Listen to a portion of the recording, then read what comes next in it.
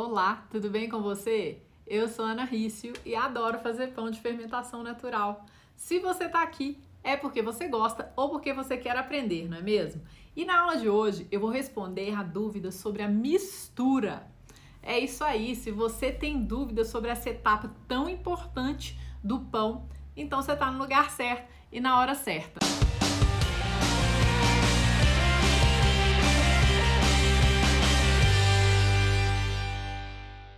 E agora eu vou tentar responder o máximo de perguntas que eu recebi. Vamos começar. As perguntas que eu vou responder só valem para o momento da mistura. Combinado? Pergunta da Nina, ó. Posso fazer autólise na geladeira durante a noite e fazer pão cedinho? Eu não recomendo. Aí você vai falar, por que, Ana? Por que você não recomenda fazer autólise? Porque a autólise, a gente não precisa fazer uma autólise a noite inteira para fazer um bom pão no dia seguinte. Não faz sentido você fazer uma autólise tão longa, especialmente se você tiver uma farinha que não seja uma farinha muito forte. Se você já colocar essa farinha no processo de autólise, e o que é autólise? Autólise é a hidratação da farinha. Então, se você colocar essa farinha no processo de autólise, de hidratação, durante uma noite inteira na geladeira, você já vai dar início a uma série de atividades, a deterioração da rede de glúten, né? Porque a sua massa vai misturar com a água, farinha e água misturadas. Com o tempo, já começa a acontecer o quê? Deterioração da rede de glúten. Sua massa vai enfraquecer. O objetivo da autólise, um deles, é aumentar a extensibilidade da sua massa, ou seja, enfraquecer a sua massa, né? Ela primeiro forma glúten, depois ela começa a enfraquecer a sua massa. Se você deixa essa massa muito tempo na geladeira em autólise, você vai dar início a um processo que talvez seja prejudicial para sua massa, dependendo da farinha que você está usando. Depende também da quantidade de água que você colocou nessa receita. Então, eu não recomendo você colocar uma massa à noite na geladeira em autólise até o dia seguinte para começar o seu processo de fazer pão. Quem é meu aluno sabe, eu provo no meu curso Love Bakes que é possível, quando você tem método, técnica e conhecimento, você fazer uma autólise um pouco mais longa, até mesmo usando farinhas mais fracas. Mas para isso você precisa ter conhecimento. Se você não tem conhecimento, se você não tem base, então eu recomendo que você nem faça autólise ou faça uma autólise bem curta, porque senão você corre o risco até de danificar a sua massa lá no final, na hora de assar. Agora a gente vai para uma pergunta bem legal, gosto bastante desse assunto. Posso fazer fermentólise no sourdough? Sourdough é o pão de fermentação natural. Sim, você pode fazer fermentólise. Agora, o que é fermentólise, né? A fermentólise é quando a gente faz uma autólise e inclui o fermento, sem incluir o sal. Quando você mistura farinha, água e fermento e deixa a massa descansar sem incluir o sal e os demais ingredientes, você está fazendo uma fermentólise na sua massa. Esse termo fermentólise não fui eu que inventei. Esse termo existe em livros internacionais, inclusive, de panificação. Ele é um termo utilizado mesmo por padeiros profissionais renomados aí do mundo e basicamente indica uma autólise com fermento. Se você faz a fermentólise, entretanto, você tem que tomar cuidado porque você já tem fermento na sua massa. Quando você já tem fermento, o que essa massa faz? Ela fermenta. Então, você não pode fazer uma fermentólise de 3 horas como você faz uma autólise de 3 horas, porque sua massa vai fermentar durante 3 horas. Por isso que é muito importante a gente ter conhecimento. Quando você faz uma fermentólise, esse tempo não deve ser muito longo. No máximo 1 hora, vai depender aí da farinha que você usa, da hidratação da sua massa, da temperatura ambiente, mas eu não faria uma fermentólise por mais de 1 hora, porque essa massa já inclui fermento. Então, ela está fermentando. Mas sim, você pode fazer fermentólise no pão feito com fermento natural. É uma opção. Você pode fazer a autólise e depois misturar o fermento, ou você pode fazer a fermentólise, que já é a mistura, hidratação da farinha com o fermento, sem o sal e os demais ingredientes. Ou você não precisa fazer nenhum dos dois. Você pode simplesmente misturar os ingredientes todos de uma vez também. Vai depender da sua vontade, da forma que você vai escolher produzir o seu pão, da forma que você prefere. Vai depender, assim, da facilidade que uma dessas técnicas vai trazer para você. Preciso garantir a total mistura do levain antes das dobras? Então, quando a gente mistura os ingredientes, é importante que a gente tente incorporar esses ingredientes da melhor forma possível. Quando a gente está fazendo a mistura manual, pode ser que quando você está agregando o fermento, pode ser que a massa fique muito tensa e talvez você perceba que ela começa a meio que quebrar, se desfazer. O que você tem que fazer nessa hora? Você está lá misturando fermento e não está dando conta, não está misturando direito, de duas uma. Ou sua massa está ficando muito tensa, ou ela não está hidratada o suficiente, então você não está dando conta de misturar o seu fermento. Nessa hora você tem que observar. Se ela está com a hidratação adequada, mas você não tá conseguindo misturar porque você já mexeu demais nessa massa. E aí você tem que fazer o quê? Esperar uns minutinhos. Espera uns minutinhos, daí você volta e termina de agregar o seu fermento. Não precisa fazer tudo de uma vez, especialmente se você estiver fazendo uma mistura manual. Mas aí eu recomendo que você espere uns minutos, tente agregar um pouco melhor o seu fermento na massa antes de fazer o descanso para dar início às dobras. Mas fato é que enquanto você vai dobrando a massa, ela vai também misturando, né? Então, se um pouquinho de fermento ainda não ficou bem misturadinho, você pode ter certeza que ao longo do tempo ele vai incorporar na massa. Mas depende, né? Às vezes você deixa muito aí sem incorporar, não é legal. Açúcar na autólise é um ingrediente usado por grandes padeiros? Com que finalidade? Então, olha, é muito raro eu usar açúcar na autólise. Se eu tô fazendo pão que leva açúcar e eu quero fazer uma autólise, né? A maioria dos meus ingredientes aí não é mais autólise, vamos dizer, né? Por quê? Porque tem farinha, tem açúcar, tem outras coisas. Então já não é autólise clássica. A autólise clássica é farinha e água. Mas se eu quiser misturar os meus ingredientes, incluindo açúcar, deixar a massa descansar um pouco antes de agregar o fermento, por exemplo, eu posso. Não é uma regra absoluta. Ah, não pode, você não pode. Gente, é muito difícil eu falar que você não pode fazer alguma coisa. Se você tá falando de autólise, autólise é farinha e água. Se você tá falando de misturar ingrediente e descansar a massa, pode fazer. Se você tá falando, por exemplo, de um pão rústico com açúcar, né, em autólise, assim, primeiro que o pão rústico, uma das características do pão rústico é que ele é uma massa pobre, que leva o quê? Farinha, água e sal. Não leva açúcar. Mas tem pessoas que falam, quando eu coloco um pouquinho de açúcar, melhora a massa, me traz resultados melhores, muda a cor, né? Muda o miolo, o que for. Muitas vezes são crenças, muitas vezes são resultados que a pessoa teve e a gente não pode discutir. Mas o fato é, o pão rústico não leva açúcar na massa. Senão ele deixa de ser rústico, ele vai ter o açúcar vai enriquecer a massa. Ele vai mudar a textura da massa, vai mudar a fermentação da massa. Entende? Então, essa pergunta, que é uma pergunta muito legal, açúcar na autólise é um ingrediente usado por grandes padeiros? Depende da receita, mas a autólise não tem açúcar. A autólise é farinha e água. Se você quiser colocar açúcar e qualquer ingrediente e deixar a sua massa descansar, você pode. Mas aí não é autólise, é outra coisa. A autólise 2 horas pode ser feita na geladeira? Então vai depender. Vai depender do seu ambiente, vai depender de como você vai preparar essa massa. Se você tiver num ambiente muito quente, mas muito quente, mais de 30 graus, e você vai usar uma maceira para terminar a mistura depois da autólise, eu recomendo sim que você faça a autólise na geladeira, porque aí a sua massa vai esfriar e aí quando você for colocar essa massa na maceira, ela vai estar numa temperatura mais fria e não vai subir tanto de temperatura durante a mistura ou até a sova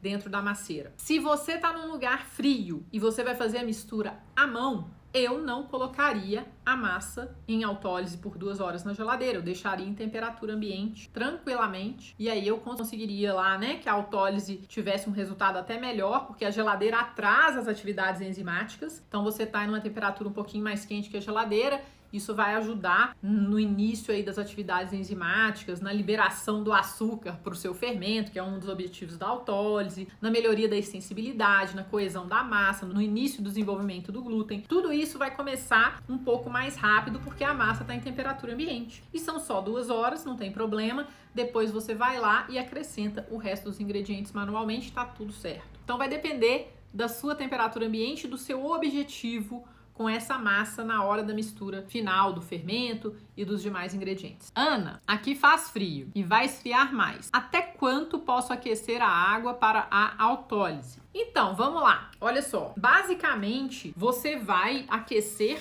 a água de forma que ela não cozinhe a sua farinha. Se você colocar uma água muito quente, ela vai cozinhar a sua farinha. Você não quer isso. Nesse momento, para o pão rústico especialmente, você não vai cozinhar a sua farinha. Inclusive, existem técnicas que você pode cozinhar uma parte da farinha. Sim, você vai cozinhar um pedacinho da farinha para colocar no pão para trazer mais maciez para o pão. Não é o caso dos pães rústicos, não é isso que a gente quer. Então, você vai tomar cuidado com relação a isso. Você vai simplesmente colocar a água numa temperatura um pouquinho mais morninha. Use o seu termômetro e pense o seguinte, vamos só para efeito de ensinar vocês, né? Eu quero ensinar você de uma forma mais simples. Então vamos lá. Vamos dizer que você vai colocar, não vai colocar a mesma coisa de água e farinha num pão normal, porque senão você não vai conseguir fazer o pão. Mas se você colocar 500 gramas de água e 500 gramas de farinha junto, se a sua farinha tá a 20 graus e a sua água tá a 40 graus e você tem a mesma quantidade de água e de farinha, quando você mistura uma farinha que tá a 20 com uma água que tá a 40 e elas têm a mesma quantidade, a tendência é você pegar uma temperatura de 20 e uma temperatura de 40, somar 60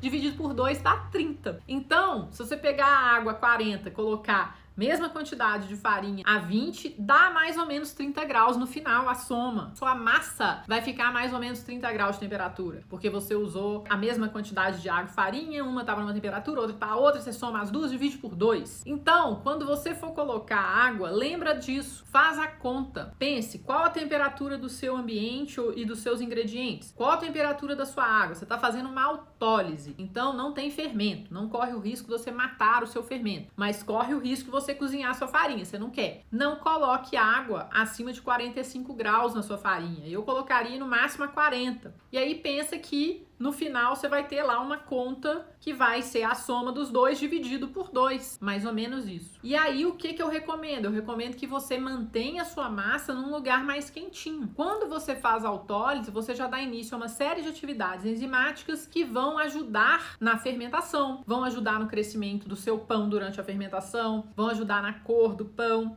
Enfim, isso são benefícios da autólise. Mas se você faz uma autólise num ambiente muito quente por muito tempo, pode ser prejudicial para sua massa. Então, cuide da temperatura da sua massa. Cuide da temperatura da água. Não deixe ela muito quente, porque senão ela pode cozinhar a sua farinha. E nem muito fria, senão não faz a menor diferença que você está falando que você mora num ambiente mais frio. E mantenha a sua massa num local quentinho. Ah, mas eu não tenho. Ou você constrói uma estufinha, né, uma caixinha com uma luzinha, igual quando a gente cuida de passarinho, ou então você pode manter a sua massa no forno com a luz acesa, liga, desliga a luz, para ela ficar ali numa temperatura ali de 25, 26 graus. Então você vai buscar alternativas. E vai depender do tanto de pão que você faz também. Se você faz muitos pães, se você comercializa pães, você vai adequando o seu ambiente para comercializar os seus pães. Porque você fala, olha, eu quero ter uma produção boa. Então, o que você vai fazer? Você vai adequar o seu ambiente para você ter melhores resultados, aos poucos. E se você faz pão só para sua família, você pode improvisar facilmente. Até um micro-ondas com a luz acesa já esquenta a sua massa o suficiente. É só você lembrar das alternativas. Pensa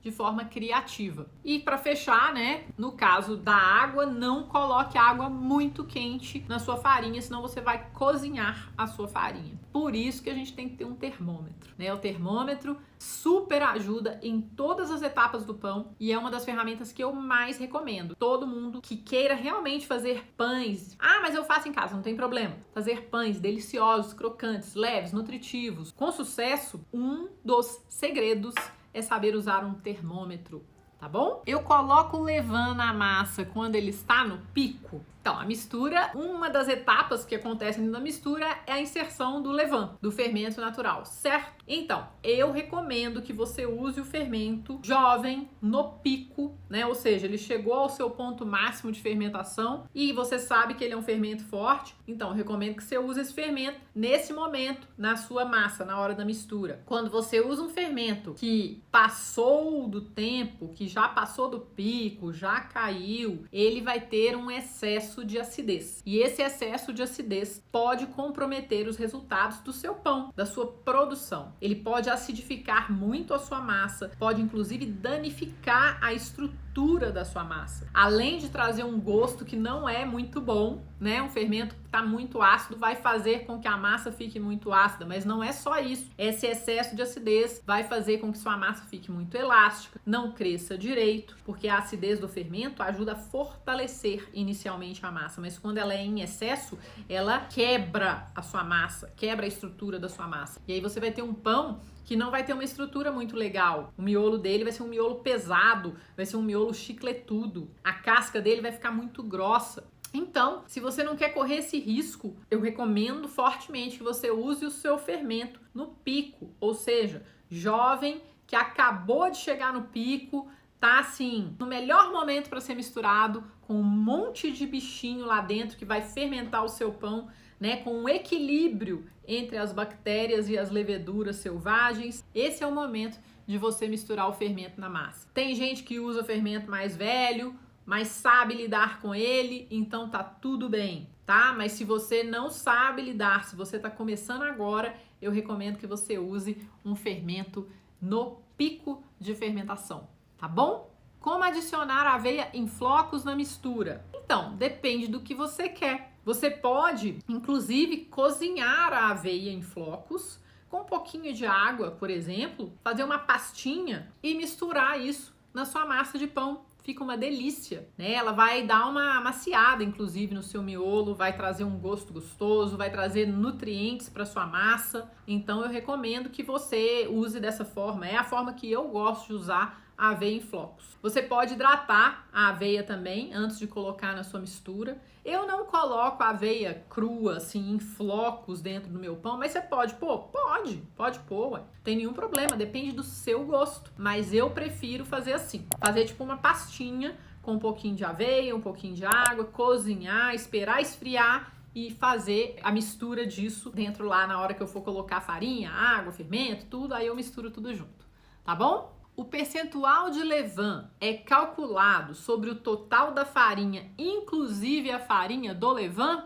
Não. Na minha experiência, o percentual de levain é calculado em relação ao total de farinha. Então, se você tem 1 kg de farinha, você vai calcular a quantidade de levain em relação a esse quilo de farinha. Simples assim, beleza? Quando colocar ovos e gordura, como banha, manteiga e óleo na mistura, eu gosto de colocar esses ingredientes depois que eu agrego todos os outros. Em termos de, primeiro eu ponho farinha e água, depois eu ponho fermento, depois eu ponho sal, né? Depois eu ponho açúcar, depois eu coloco a gordura, depois eu coloco os ovos, a manteiga. Por quê? Porque existem uma série de reações químicas que acontecem numa massa na hora que a gente está agregando ingredientes. E a gordura, ela vai encapsular os grãos de farinha e aí talvez o sal não agregue tão bem quanto ele agregaria se fosse colocado antes. Então, eu gosto de fazer isso, mas existem exceções. Dependendo do tipo de pão que você faz, você vai agregar o sal talvez em outra mistura, como o panetone, por exemplo. Você faz a mistura inicial do panetone e ela não leva sal. E ela leva gordura, leva açúcar e tudo. E só depois você acrescenta o sal.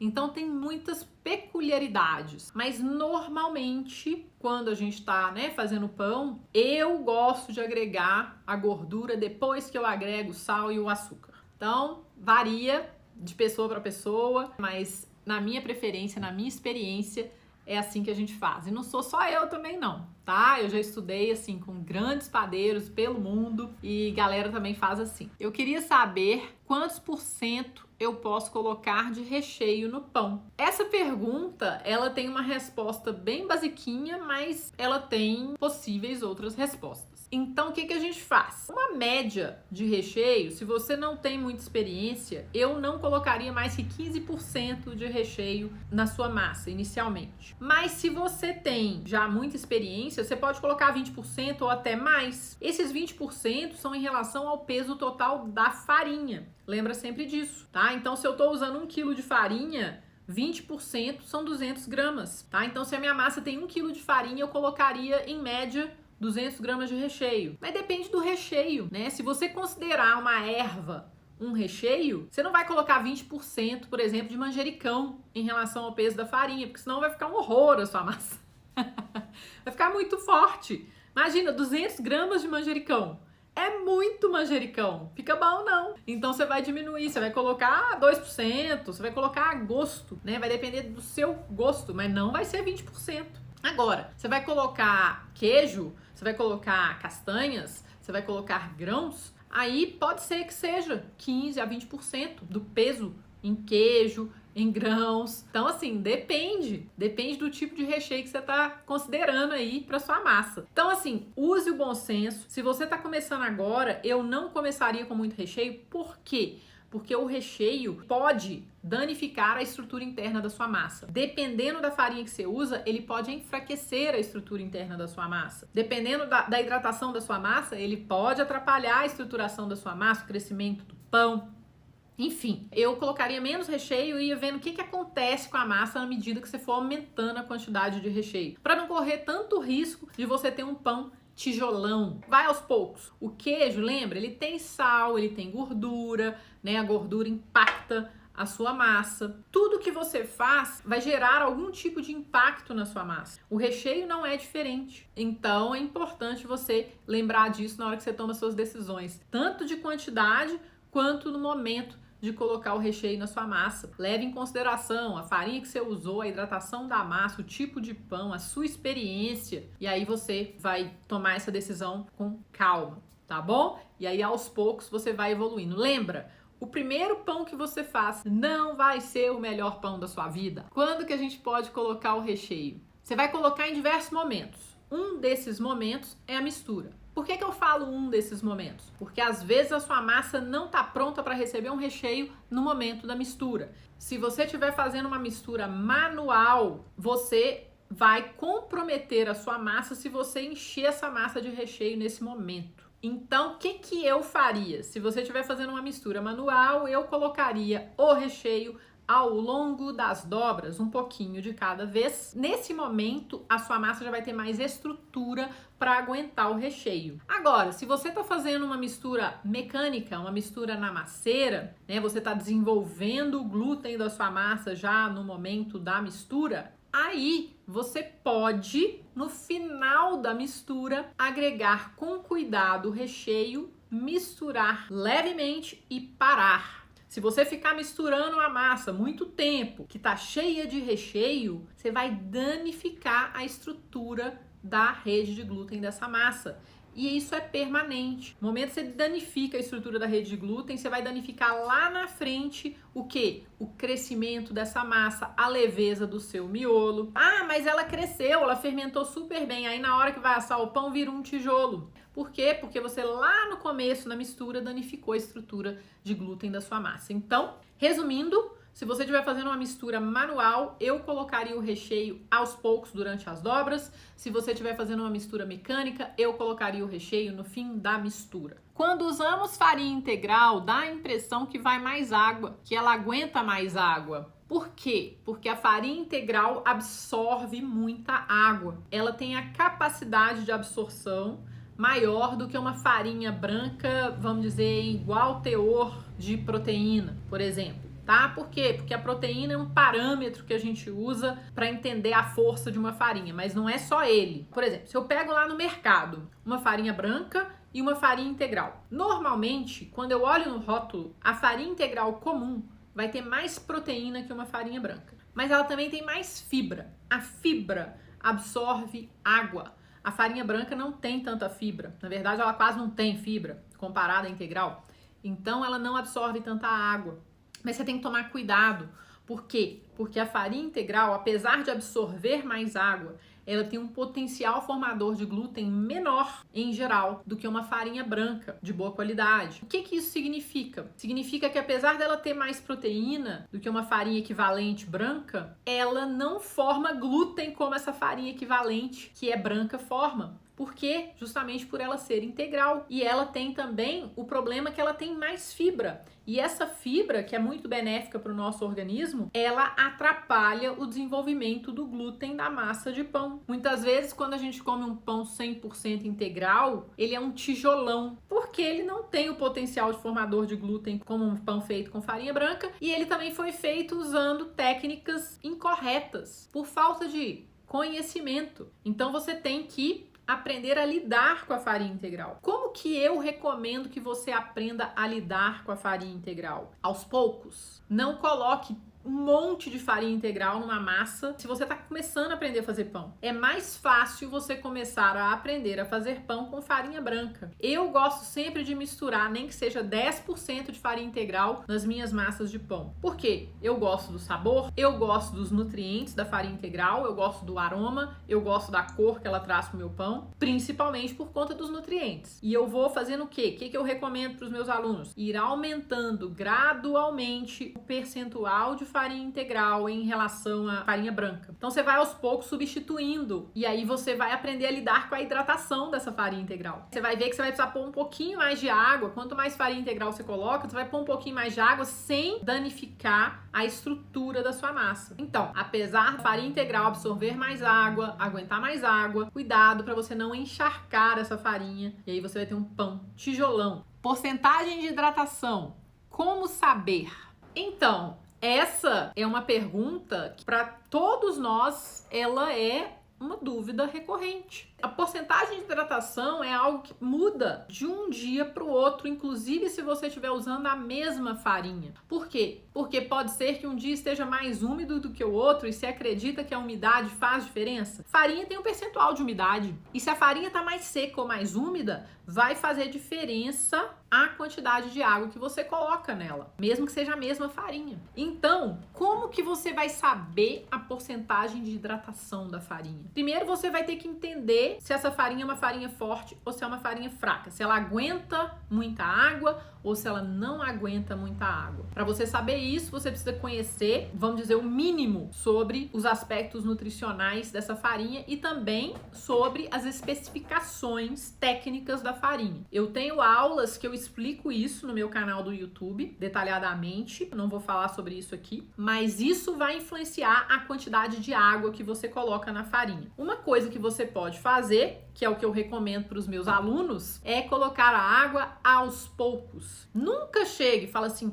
mas eu vi numa receita no YouTube que para 1 quilo de farinha ele coloca 750 gramas de água. Não faça isso. Receita não te ensina a fazer pão. Eu tô aqui mostrando, provando para você isso todos os dias, todas as respostas que eu dou, né, com todo o conteúdo que eu produzo. Receita não te ensina a fazer pão. Não é porque a receita te falou que você vai colocar 750 gramas de água para 1 quilo de farinha que você vai lá e vai colocar 750 gramas de água para 1 quilo de farinha. Se você fizer isso, você corre um tremendo risco de ter um pão que vai parecer o quê? Uma sopa. Vai ter uma massa que vai parecer uma sopa. E aí, sabe o que vai acontecer? Você vai ter um pão panquecão, um pão que espalha todo, que não pega forma, que você tenta modelar e ele espalha, porque tem muita água. Então, uma das formas de você evitar que isso aconteça é colocar a água aos poucos na farinha que você tem em mãos. Isso já vai te ajudar. Vai te ajudar a fazer aí uma massa que tenha mais estrutura. E conhecer a farinha que você está trabalhando. Se você já sabe mais sobre essa farinha, isso vai te ajudar a entender o quanto de água essa farinha pode aguentar ou não. Teste, faça pães com quantidades de água diferentes. Quanto mais você testar quantidade de água, hidratações diferentes, mais você vai entender qual é a quantidade de água ideal para aquela farinha específica que você está usando. Então, conheça a sua farinha, não coloque toda a água de uma vez e adquira mais conhecimento fazendo seus testes.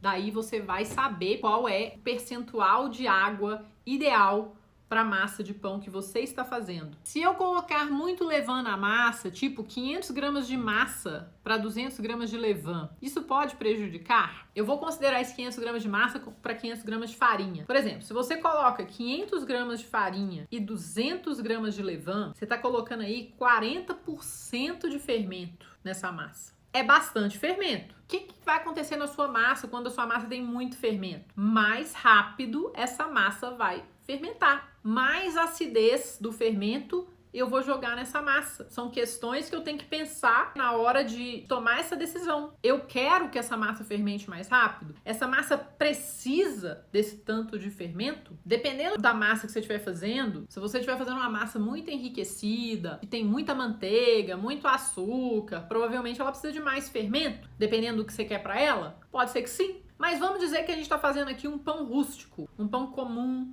rústico, que leva farinha, água e sal. Fermento é farinha e água, né? Então, será que você precisa de 40% de fermento na sua massa de pão? Você pode fazer? Pode. Primeiro impacto, fermentação mais rápida. Então, se por exemplo, você mora num lugar que é muito frio, talvez valha a pena colocar um pouco mais de fermento. Por quê? Porque aí a fermentação é mais lenta, mas aí você coloca mais fermento e isso vai ajudar na fermentação da sua massa. Mas se o seu fermento estiver muito ácido, se você coloca 40% de fermento nessa massa e ele é muito ácido, vai virar um elástico essa sua massa e o seu pão vai ficar com gosto de vinagre. Então, assim, não é só a questão da quantidade, se pode ou se não pode. Pode prejudicar, sim. Pode trazer vantagens também, dependendo se o seu fermento é um fermento que você conhece, se é um fermento que é saudável, que não é muito ácido, se está muito frio, você pode pôr mais fermento. Se você está fazendo uma massa mais enriquecida, talvez você possa pôr mais fermento, mas você vai ter problemas se você não sabe por que você está fazendo isso e se você não conhece o seu fermento.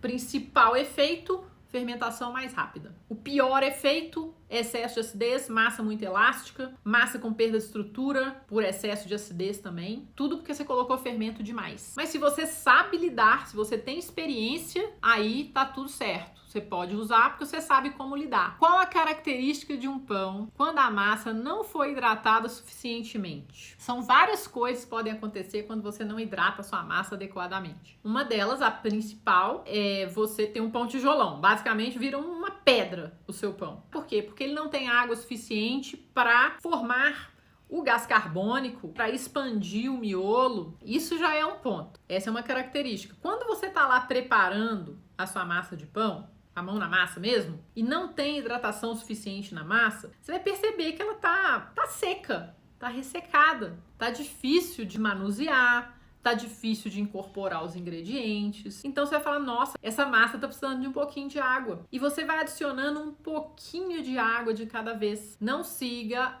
à risca uma receita de pão de fermentação natural, que muitas vezes não vai dar certo. A água vai ser acrescentada aos pouquinhos. Então, quando você for percebendo que a massa tá difícil de mexer demais, tá ressecada, tem pontos secos, põe um pouquinho mais de água aos poucos, até essa massa ficar agradável de se misturar. Não ficar toda grudenta, parecendo um sopão. Então, na dúvida, coloque menos água, mas não tão pouca água que fique impossível de você mexer na sua massa. Se você, por acaso, hidratou muito pouco a sua massa, naturalmente você vai ter um pão tijolão. Isso vai ser um indicador também, que o pão virou um tijolo. Um dos motivos pode ser que você colocou pouca água nessa massa. Ah, mas como que eu sei? Por essas características que eu passei pra você. Massa difícil de manipular, ressecada em alguns pontos, difícil de incorporar os ingredientes, tá bom? Posso misturar a farinha de amêndoas ou sarraceno com a farinha de trigo enquanto seco? Então, você pode usar a farinha que você quiser no seu pão, tá? Lembrando, sarraceno não tem glúten, farinha de amêndoa não tem glúten. Então, um pão que você mistura uma parte de sarraceno, uma parte de farinha de amêndoa, isso aí já vai dar um efeito na massa de pão, mesmo você usando a farinha de trigo, que é o quê? Diminuir o potencial de formação de glúten da massa. Então esse pão vai ter uma característica diferente do que um pão feito 100% com uma farinha de trigo, que tem um potencial de formação de glúten maior, portanto tem um potencial, uma possibilidade de trazer um miolo mais leve. Você sabendo disso, você já não espera algo que esse pão possa não te trazer, entende? Sua expectativa para um pão feito parcialmente com farinha sem glúten deve ser diferente da expectativa que você tem fazendo um pão com uma farinha que forma uma estrutura de glúten maravilhosa numa massa. Porque a farinha, nesse caso, é um dos equipamentos que você usa para fazer o seu pão. Tá bom? Então lembra disso. Alinhe expectativas. Pode fazer sim, pode misturar farinha de sarraceno com amêndoa, mas alinhe as expectativas. Beleza? Galera do pão, é isso por hoje. Eu fico muito feliz em ter você comigo. Espero que eu tenha esclarecido algumas dúvidas aí sobre a mistura. Obrigada! Tchau!